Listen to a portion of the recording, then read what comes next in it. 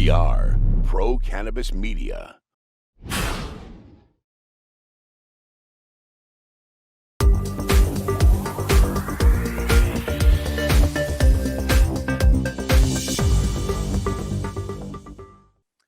Hi, everyone. Welcome to another very special edition of In the Weeds with Jimmy Young, our regular weekly podcast here on Pro-Cannabis Media. And once again, we remind you to like, share, and subscribe, not just to this podcast, but also to all the content producers that we share and distribute on our network. That includes our friends from the Green Nurse Group, Emerald Media, Vote Pro Podcast, and also CannaCooks.com. But for now, this is all about In the Weeds, and I am so happy to be joined by a gentleman by the name of BC Wehman. He comes from Ohio way. Hello, BC. How are you? I am good, Jimmy. I am good. How are you doing today? Pretty good, pretty good. And I so appreciate you joining us. I know that you're wearing your CSC Cleveland School of Cannabis shirt right there. I know you wave that flag. Tell us a little bit about what you teach at the Cleveland School of Cannabis. Well, to start, I guess to give a bit of an origin story, right? And I think you've had some, conversations or people with the school before. So I started, 4 years ago, before the school was anything into existence in about 2015, doing what people do when they want to work in a cool industry like cannabis. Google or Indeed, Cannabis Jobs, Ohio. Now we're 15. We're before House Bill 523. We're before any legalization. Pretty much we're zero results. And so it kept, Googling. One day, ding, business instructor, Cleveland School of Cannabis. At the time, it was a different name. They've since changed names, but still, business instructor. I thought, I've got about a decade plus of business instruction. I've always done well teaching and being in front of people, but this sounds weird and like a scam and something with a bunch of stoners. Maybe it's a little too much for me. So, I sent my resume in. My first interview is at a Panera because the school doesn't exist yet. So I'm still like, red flags or green flags, I should say, raising up and down. But lo and behold, it turned out to be a thing. And now 4 years later, I think I was the second instructor hired. And I think I'm one of the longest tenured staff at the school. I've been there since we opened. I still teach what I taught day one, though that course, and we can talk about this because of the changes in the industry, has changed dramatically. It's an introduction to business class, right? It's this program designed to teach initially just business ideas, business concepts, and we have shifted given the huge amount of capital, a huge amount of money you may need to get into a traditional plant touching job or those types of situations. So we've really focused on entrepreneurship and starting your own business, and our class does essentially kind of like a mock investment pitch as kind of your final project. So it's this whole touch on a little bit of all the different aspects of business. So we do that. And then I also teach taking those same business skills as part of our cultivation. One of our cultivation classes, I teach Lean and Six Sigma techniques, trying to introduce these concepts, started in manufacturing, started in Toyota in the 30s, used largely distribution centers, Amazon, places like that. And now we're seeing a slight trend, small, but Lean in particular, maybe some Six Sigma, but mostly Lean, right? These methodologies of efficiency into big agriculture. And what is growing cannabis? Its root, unintended, big agriculture. So can we incorporate these tools and these mental tricks of efficiency into growing crops, into growing cannabis? So those are kind of our two main focuses. I do some legal stuff. In fact, I actually sub a lot. I'm a good reader of slides, Jimmy. I think that's an important skill to have. I can put a smile on and read some information, even if I don't understand it. And when we go down like the endocannabinoid system, that's like brilliant. But I'm more of a talker and a looker, as you can clearly tell, Jimmy. I bring other attributes besides knowledge. I bring jokes and handsomeness. Like these are traits that are often overlooked by resume bots. Like they just skip by my good looks, and I'm like, how dare you? Because you first saw, you're like, now I've seen the picture. You're welcome in the Weeds audience. Here I am. So I'm always looking for talent. Okay, and what are the first? And by the way, can you define what talent is, BC? Do you know what talent is? You have a talent agency on here, at least part of a talent agency. Sure. No, I work for some. Define what talent is. What is your definition of talent? It's a good question. Yeah, I do work for some. I work as an actor, like training videos, things like that. Talent. See, obviously, it would be reflective onto whatever field. So if we want to make a very ambiguous, vague definition of talent that can apply to both, say, sports or to business or to, artwork, maybe it's just the ability to commit yourself to a craft. Try to do this, and this is a phrase I use a lot in my class. Try to have this quest for unattainable perfection, right? Try to get so good at something, right? It's why LeBron James or any other basketball player still shoots free throws. Shot a million free throws. He doesn't need to practice. Why? Quest for unattainable perfection. So maybe committing yourself to a cause. And then some have natural talent, right? Some have natural gifts. But without it, maybe just through hard work, effort, discipline, just getting really, really good at something in doing it, better than others, but full commitment. I think full commitment's a big part of being talented. Confident personality in a communication role. I like that. What do you think? I like that a lot. Well, that's what I look for, by the way. When I look for talent, that's what I'm looking for. Doesn't hurt if you happen to be not have a face for radio, if you will, right? So, there is that. We call them dial twisters. We don't want you to be a dial twister. So we try to avoid that. And of course, as I always tell my friends, if you do tune in, that mute button works perfectly. So yeah, overrated though. Listen, people, listen the whole time.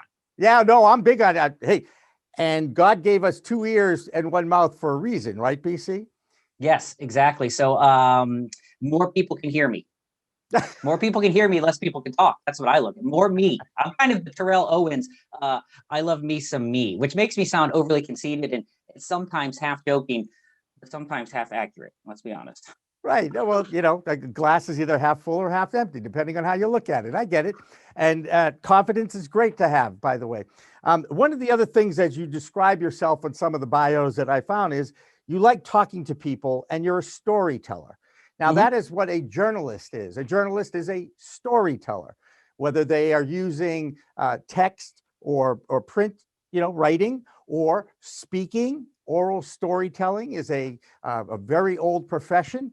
The town crier, you remember that? The town crier Sure, had absolutely. a very loud mouth, and he could go out in the public and he could talk to people, whether they listened or not. And I love the fact that you actually say, I think I saw this, you don't even need an audience. Am I right?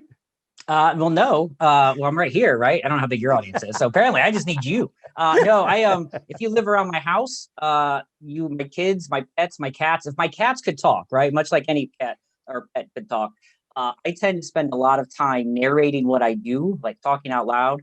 The storytelling thing is interesting. So I have dabbled in stand-up comedy. I've done that for the last 6-7 years, just done open mics. I am going back to talent, never as committed. It's a late night game, and I was trying to balance a home life, and I just never put in the effort to be as good as some of these comedians, not only locally but nationally.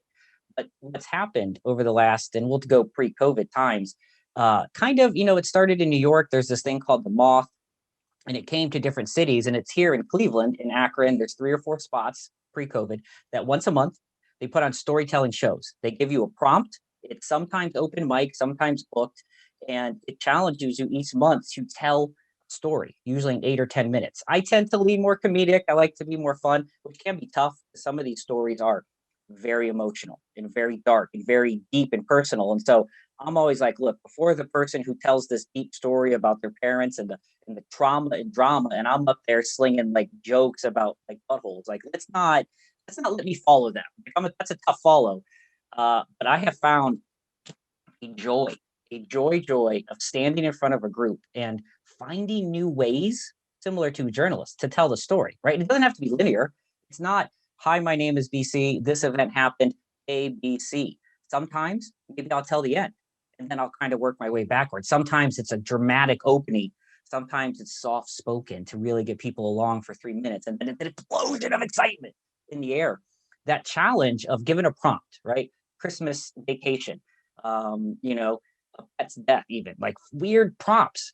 And then how can I find a story from my life, a real story, and try to make it entertaining, what sometimes it's not. But that vibe of standing in front. I love live entertainment. I miss that so bad with COVID, being in front of people. I worked as a wedding DJ on the weekends as well. So like all that stuff is gone. And as much as I like this, I like talking and like Zoom, live crowds working in front of people. That is there's a joy of the no net, right? That trapeze artist vibe of when you perform your best in live performances.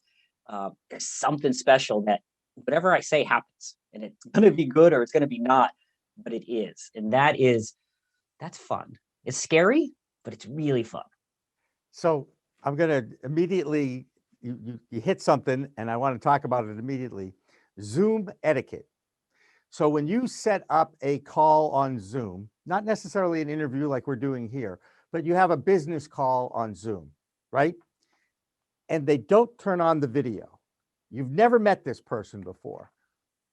What is that nice? Not nice? Is it disrespectful? What's your feeling about that? Is there Zoom etiquette and is there a 10 commandments of Zoom? I've written about this, so I just want to hear if you pick up on anything.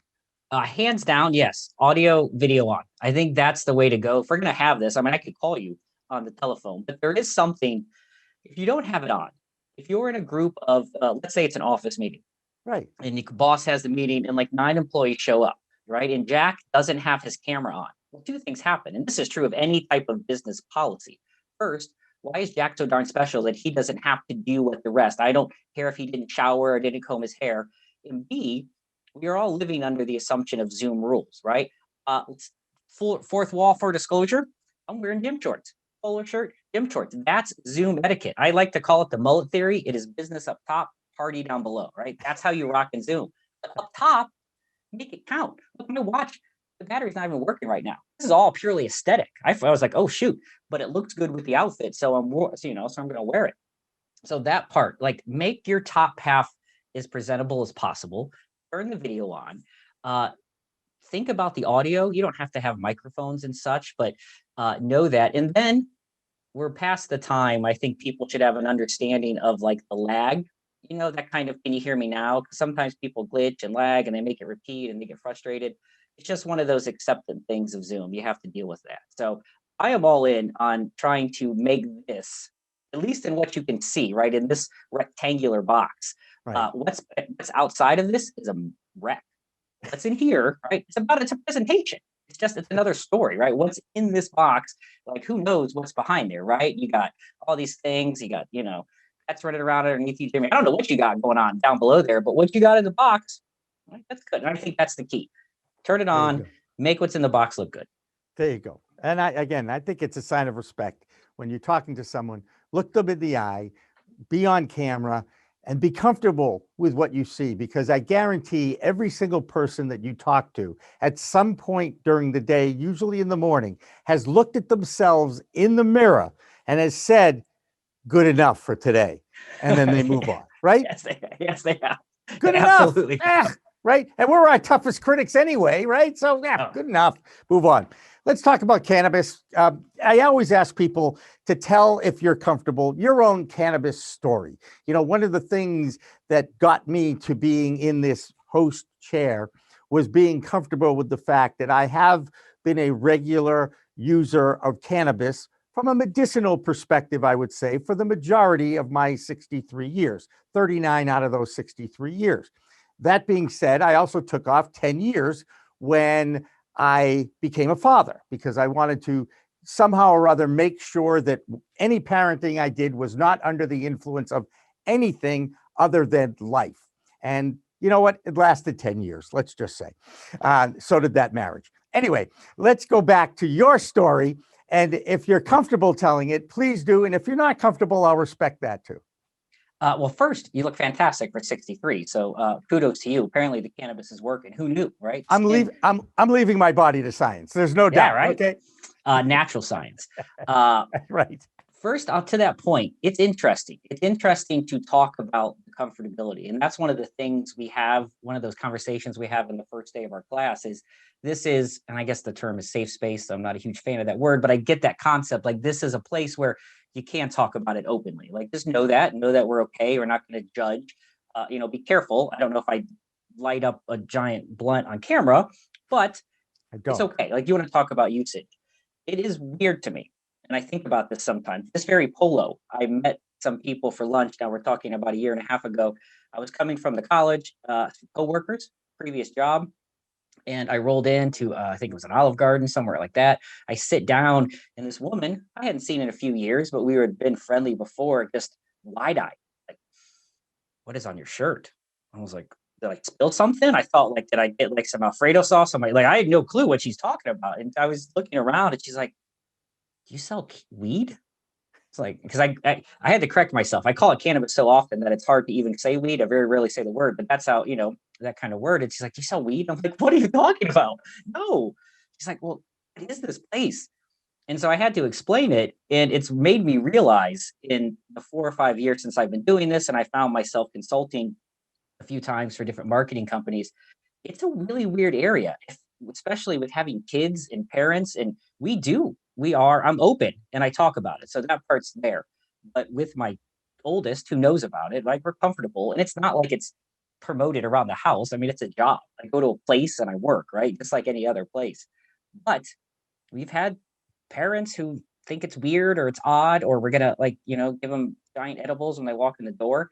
But I often think, if I worked for, and this is nothing against them, Great Lakes Brewery, Thirsty Dog Brewery, Sam Adams, if I had a Jack Daniels polo on and I walked into a school event, they'd be like, "Oh, right, you work for Great Lakes Brewery. That's so cool. I love Christmas ale." Once again, nothing against it. It's a great company. I love a good Christmas ale.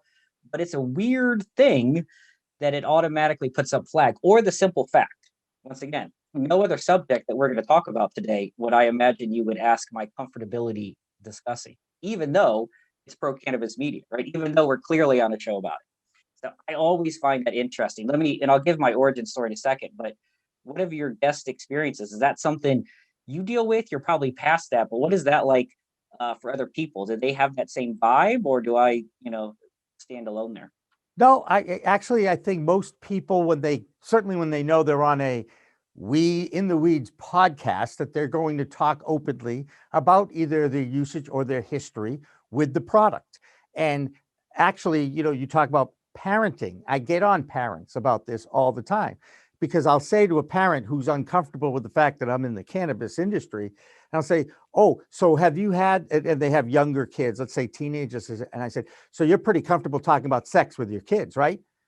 And they go, "Well, no." And I go, "Okay, so here's a great example of how you can actually talk about sex and drugs and rock and roll with your kids. These are subjects that they are interested in or will be interested in. You need to accept that fact and be comfortable with it. And most importantly, get educated about it so that you're not coming at it with 80 years of misinformation and propaganda that we've all been fed for most of our lives." Okay. Look, as soon as this current administration takes this plant off Schedule 1 from the Controlled Substances Act, it will change the stigma. Because if you ask most people, "Why haven't you ever tried it before?" the first answer usually is, "Because it's against the law." Mm. Well, hell, I guess I've been breaking the law since I was 14 years old. Okay. And I've lived to tell the story.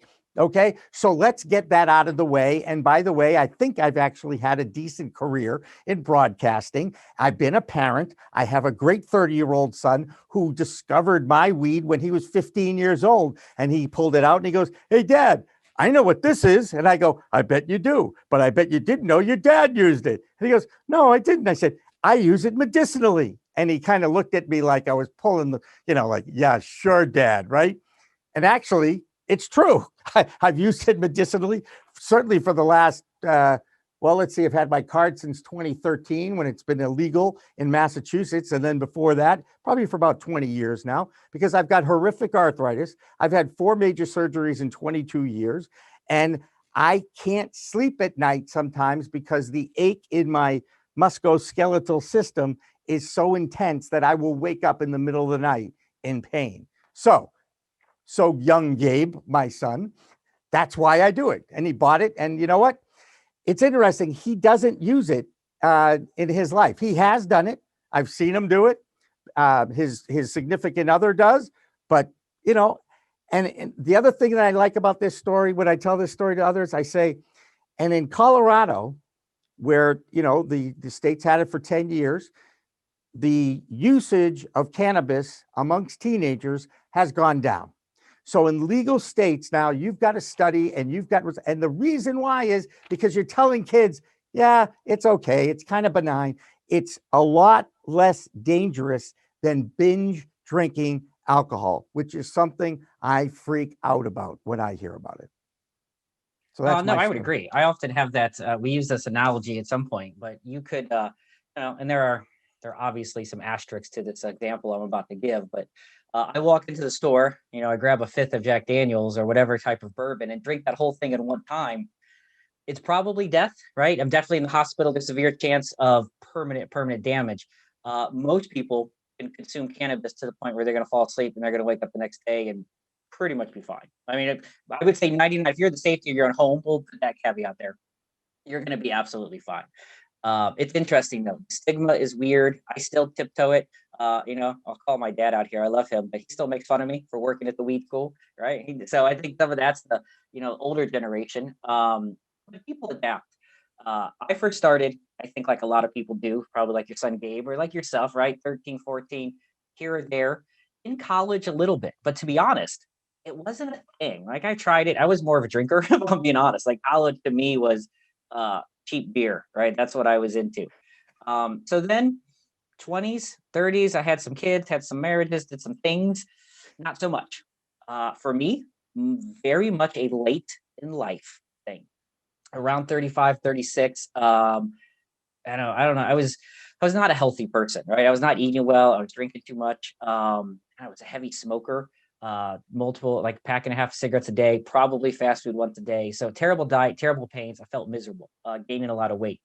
So I first started, someone said that consuming cannabis, smoking cannabis could help with like bowel movements, like irritable bowel syndrome, which to me sounds silly. I was like, okay, but I'll use an excuse to try some cannabis. Sure, right? Probably called it weed back then. Give me some pot. Like, yeah, I'll try it. I don't know. It kind of worked. I was having every night a lot of stomach issues, and I went to the doctor, and I was on drugs and this medicine, and it was all a thing. And here, lo and behold, I could do this, and my night would be super smooth. I would not have stomach cramps. I was feeling great. And through the course of my late 30s into early 40s, it probably increased some, but the side effects were drinking less, started smoking cigarettes a little less. And then, as I told you right before we went live, around 40, 41, I was still pretty overweight, but I was trying to get healthy, and some circumstances led to me going on a healthier diet and losing a tremendous amount of weight. I lost 70 pounds in the last 3 years. And I went through, started finding cannabis. I started getting into the CBD as well. In that aspect, we're talking that side of being able to like use it for working out. I discovered more people would go to the gym, right, and kind of use a little bit for gym to help with focus. We're talking micro dosing here, right? We're talking very small Right. dosages, or even. And then I started researching. It's big in MMA. It's big in ultra marathon runners. They'll take a 10, 15 milligram edible that gets them about a half hour in to almost artificially create a runner's high, like these things. And so I started running, and it blows people's minds. 8 miles, 9 miles, all of it while like consuming like a small cannabis edible, feeling great, right? And so it became this part of me. And then at some point, as the school started, I went there. I was still very, very apprehensive and nervous about telling people. For the longest time, I was like, I'm a teacher at a professional trade school. What school is that? I'm like, you never heard of it. I just didn't want to say it. It was still very closeted for me. And I had a conversation with someone, I'm not sure who they were, someone I knew from the school, similar to yours. Like at some point, for you to be the best you can in this industry, you need to be more comfortable and confident with your consumption, with your story, with cannabis. Like if you're going to sell it, like you can't not tell people. And once again, I'm not driving a big van with a cannabis leaf on it. You would never, ever know if you came to my house or talked to me. You would never know. Like people are shocked sometimes. But that person was right, similar to what you said. Until you can come out of, the comfort zone and be good with it. And then here's what's happened. Now, in the last 2 or 3 years, more and more legal, right? More and more legality to it. We're probably on the edge of some sort of decriminalization with the MORE Act at some point in the next few years. Something's happening. 4 states legalizing in November. Just traction. Mexico probably legalizing soon. So now it seems in our kids, your kids, my kids, who some of them are younger, are going to grow up in a world where it's perfectly normal, right? Like, isn't that weird to you? Is it weird to you in about 30 years? And hopefully we're living in the hospice and we got some killer hot boxing happening there and we're living out our old days like we should. There's going to be people who it's perfectly normal to have franchises, not just dispensaries. Just reading an article about the woman that Wanda Dames, that runs Simply Pure in Colorado, about franchising with different minority ownerships, which is a great business model. But franchises like a McDonald's. Hey, Jimmy, you want to invest in a MedMen franchise? We're going to put one down on the corner. Not MedMen. Oh, not MedMen. It's the first one that came to my head. So I should have stuck with Simply Pure, the one I just referenced. Joe's Weed. Right? Yeah, I get you. Yeah. So it's a weird concept to me that within a decade, who knows?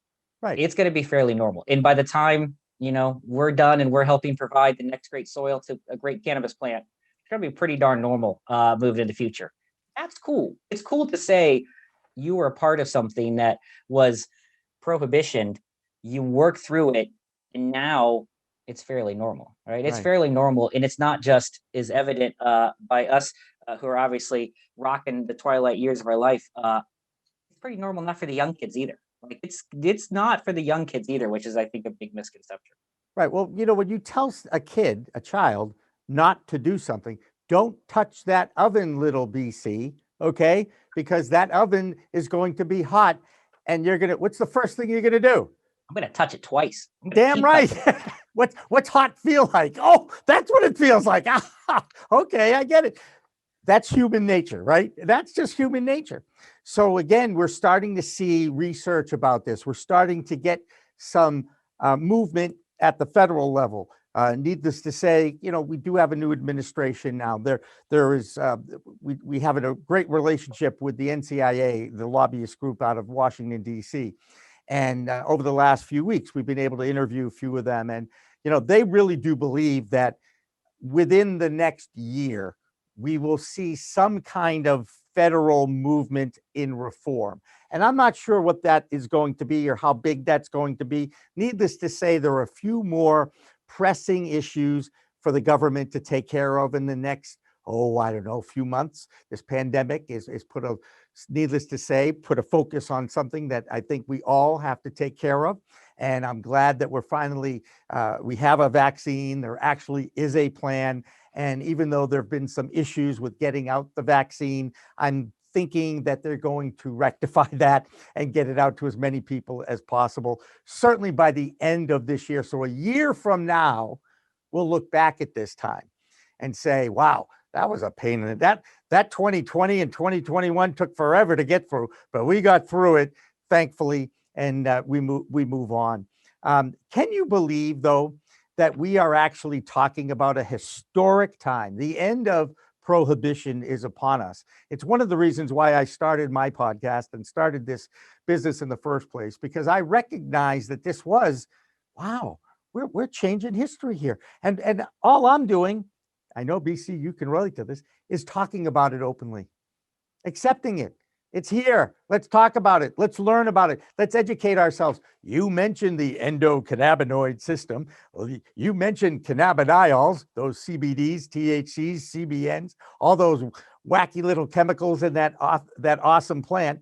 And then you look at the history of it and you realize not only has it been used medicinally for thousands of years, but even in the 1920s in the United States of America, 5 million prescriptions were written by medical doctors for cannabis in this country before those white capitalists decided to make it prohibited and start the 1937 Reefer Madness propaganda campaign that a lot of people grew up believing.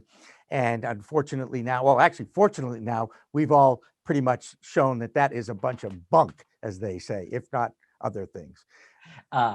What's crazy to me when we talk about just the history, and we are clearly going to, as you said, see the end of it at some point. sooner than Right. later, probably, especially given our administration. I think you'll see that. I still am.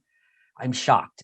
Shocked when I sit here today, and I was just looking up at both Ohio's and nationally the most recent data that the pandemic, right? This COVID-19 has been, I mean, you're talking a 35% plus increase in sales over 2019 of a business that grows about 14, 50% every year, right?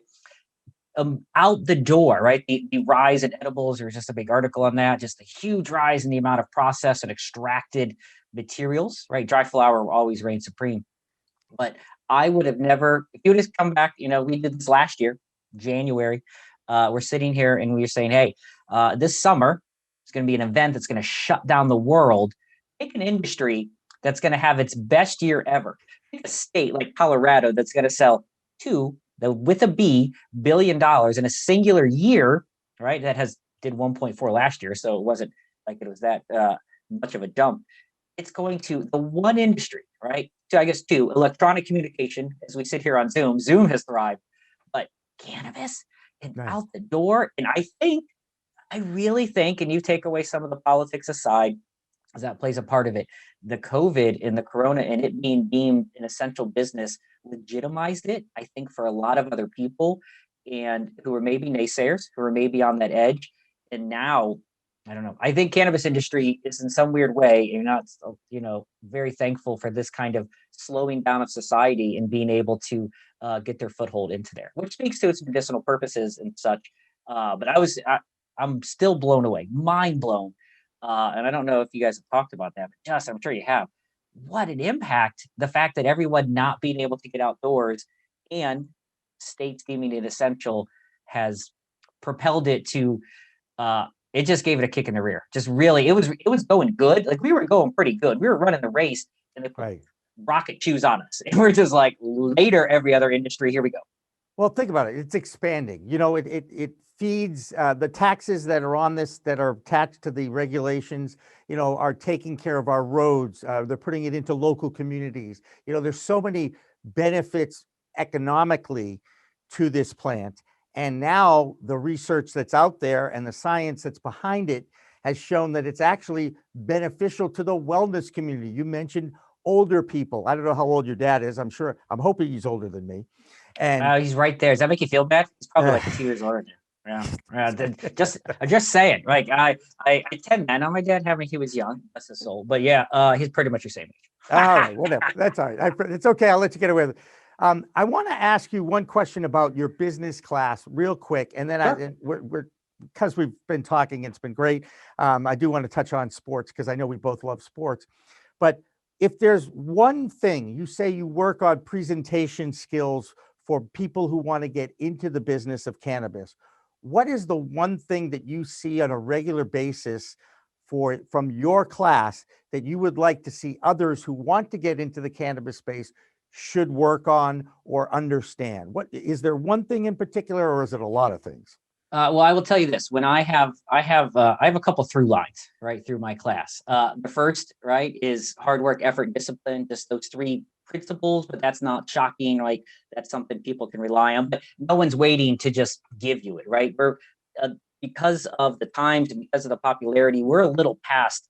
If you grow it, they will buy it. You got to be a little smarter in that regards. Right. But if there's one thing I have to offer, one thing I try to really impress upon people when they're designing presentations, when they're thinking of entrepreneur, when they want to start up, is the odds of you creating something brand new that's never been seen before is probably rare. Possible, right? I don't doubt it. Pretty rare.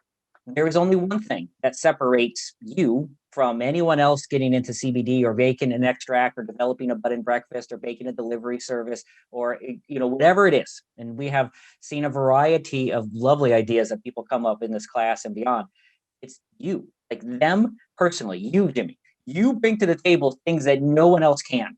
Right. And the underestimation of highlighting your story. We'll bring it back to that. Like your plight. Why are you in this? Make that connection up front. Is it a family member that had MS that used them? Is it some sort of childhood drama? Or it's a vice. Do you just want to get people as extremely high as possible with some 38% THC from the Emerald Triangle? I don't know. Whatever your business is, because there's a need for that, right? There's a need to get that. And that is the beauty of our plant. and I say that ownership wise, but this plant it is medicinal, but it is a vice. And very few people can justify the medicinal purposes of alcohol or the medicinal purposes of cigarettes, though if I got a toothache, a shot of whiskey does help. But it's a hard sell for those. And the vices, right? There's a very few people who will say, look, you should get addicted to protein shakes or other types of healthy goods. It sits in the middle. That as a business person, it's endless. Do you want to celebrate the medicinal aspects of it? We know, medicinal cannabis is 40 and up, so highlight there. Do you want to really hit the adult use market, 21 to 35, right? The younger millennials that are buying it. Fine. There is no difference between your company and everyone else's, but you individually. So do not be afraid to share your story. What makes you qualified to do this? Highlight your personal skills. I worked forever employee management training, became lean certified through some programs. What skills do I have? I want to work in cannabis, right? So highlight you. So many people want the product, and it's good, but I encourage the story and the connection of you, the audience, when you want to start it. Why you? And that's a question I say literally every class. Why you? Not why them, not why the product, not why the device, why you, because that's what I'm investing in. If I'm an investor, I would look at you because the product's a design, it's a patent, it's an idea. That's great. You're the leadership of it, right? And I think you see that if you watch Shark Tank and these shows, the people are 50-50, maybe more than the product. So why you? Sell yourself. Don't be afraid of yourself. Absolutely. And be comfortable with who you are too, which is not an easy thing to accomplish. A lot of people still are uncomfortable with themselves in their own skin. And, you don't have that problem, BC, nor do I, which is good. But we're both lovers of sports and we haven't talked about it. And since this is going to air within the next couple of weeks, I'm not sure if it's going to happen before or after that big game down in Tampa Stadium, Raymond James Stadium, the Super Bowl. There's this guy that played a lot of games here in New England named Brady, I think, got his team back into this, got the Tampa Bay Buccaneers to play a home game in his own home stadium against the Kansas City Chiefs and Patrick Mahomes, who, by the way, is the most exciting NFL football player that I've seen come along in a long time. Brady is great. Don't get me wrong. Mahomes is exciting. He's a completely different animal. How do you see this game? What do you think is going to happen? Or are you like me? And I just want to see a good story and a good competitive game. I think you got the story. You already have the story. You have the goat, and I don't know what a baby goat's called. The kid goat. He's the kid. Goat. It's the goat and the kid goat. It's a perfect thing. Yeah. A generational type talent. Those weird underhand passes that Mahomes does, and these flicks, and he's like, that is mind blowing to me. And Brady is consistency, right? Tried and true, just there doing it. Bill Belichick is sitting there saying, could have, right? So the story's written. Now we have, the old goat and the young goat coming together. I hope it's a good game. I'm glad Mahomes is more healthy. I know my Cleveland Browns, the team I root and die for. Gosh, I feel like they could have been there. I got to be honest. I felt like right there against the Chiefs. We could have beat the Bills. Mahomes was injured, but I'm glad he was healthy because the Bills playing the Chiefs without it is not the same. So I'm glad it's a healthy team.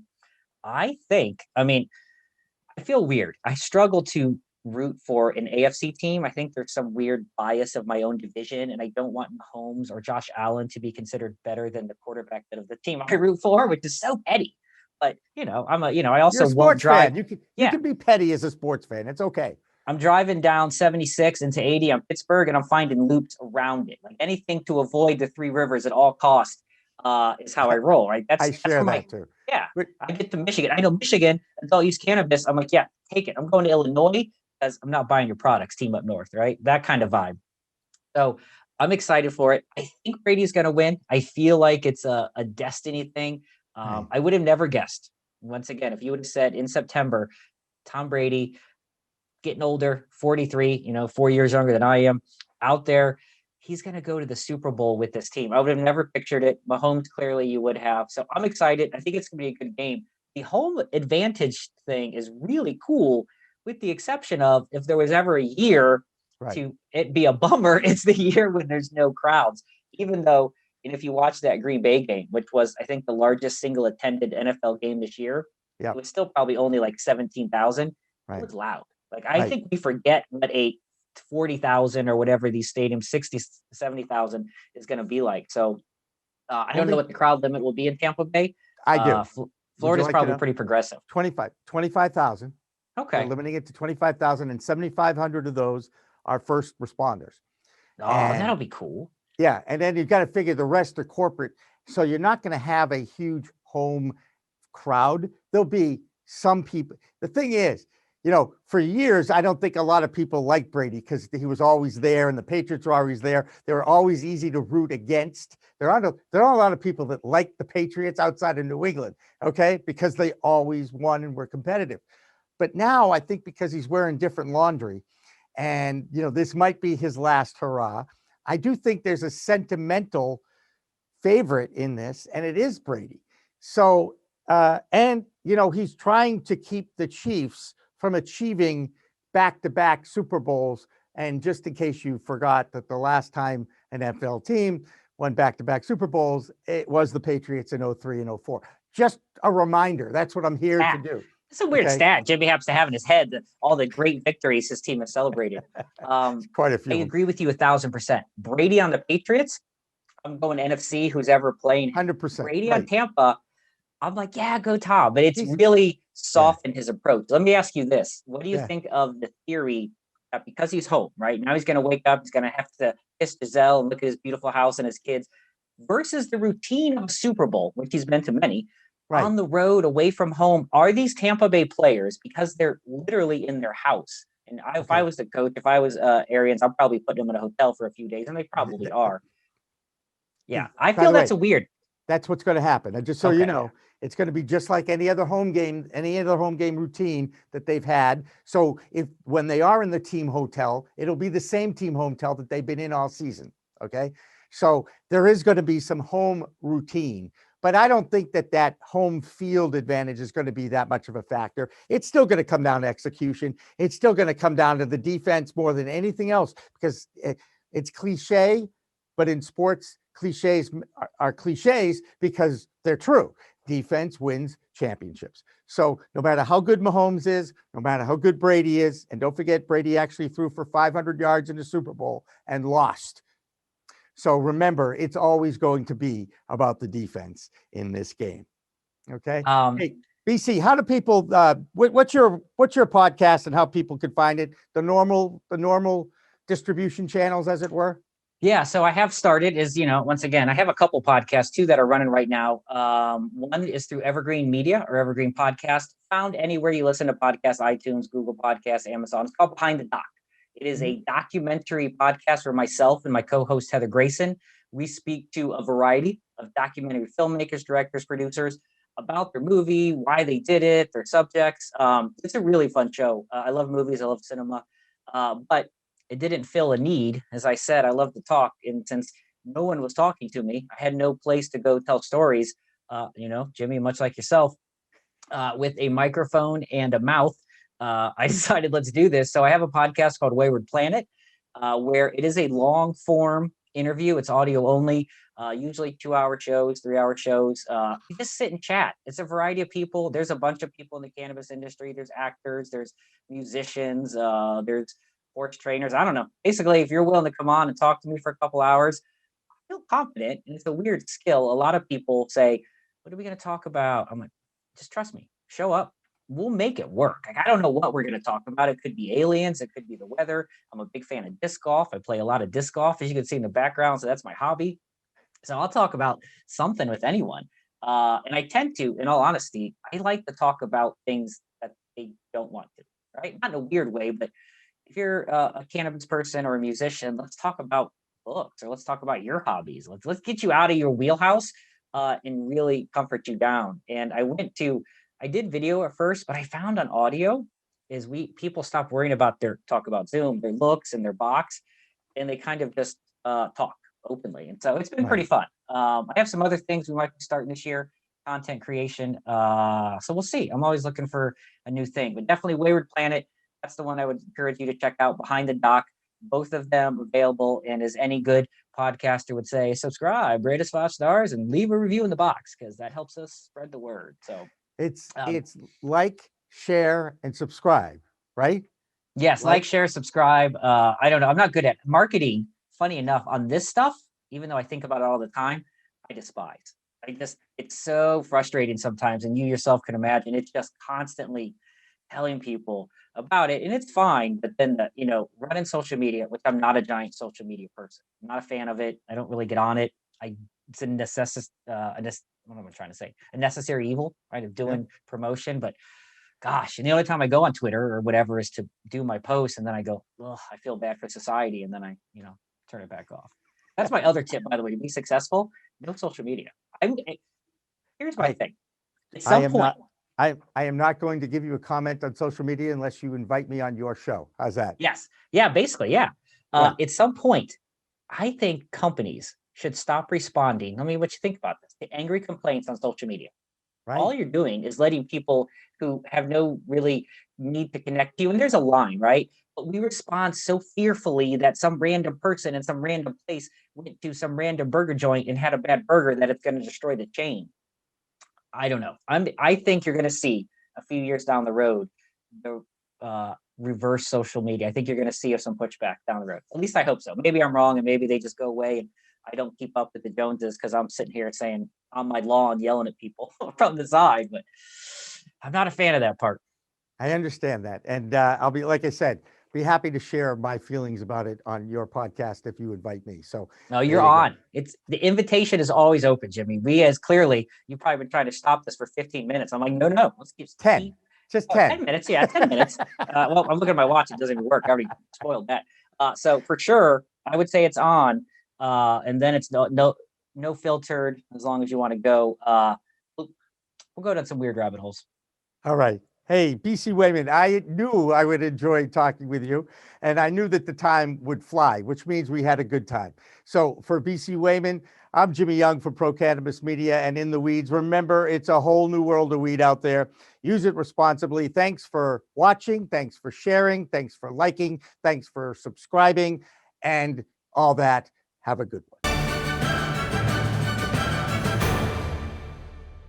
Weed Talk and In the Weeds are two productions of Pro-Cannabis Media supported by Revolutionary Clinics, one of the top medical cannabis dispensaries in the Massachusetts area, now with 3 locations in Greater Boston, 2 in Cambridge and 1 on Broadway in Somerville. Rev Clinics has a patient-first mission. They will customize your needs as a medical patient with the proper titration and combination of strains, flavors, and products. Rev Clinics, where the patient comes first. Pro-Cannabis Media programming is available live and on demand on our Facebook page at Pro-Canna Media, on Instagram at Pro-Cannabis Media, on LinkedIn also at Pro-Cannabis Media, on YouTube and YouTube Live on Pro-Cannabis Media, Twitter at Pro-Canna Media, and on twitch.tv/Pro-Cannabis Media. So like, share, and subscribe to all of our content, newsletters, and shows live or on demand. We are Pro-Cannabis Media.